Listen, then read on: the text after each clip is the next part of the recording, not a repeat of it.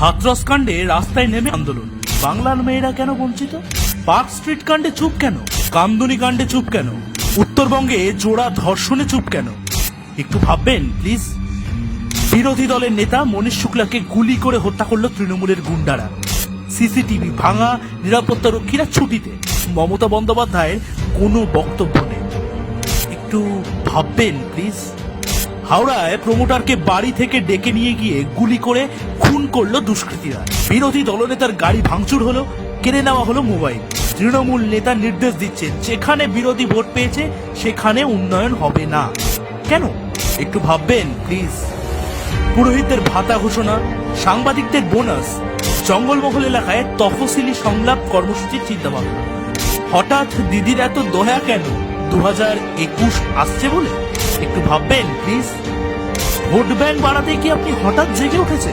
ক্ষমতা ধরে রাখার জন্যই কি এত উদারতা? বাংলার মানুষ সময় হয়েছে গর্জে উঠে। তৃণমূলের আসল চেহারা চিনে নিন।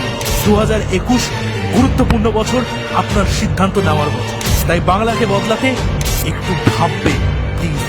এই ভিডিওটি লাইক, শেয়ার আর কমেন্ট করতে ভুলবেন না।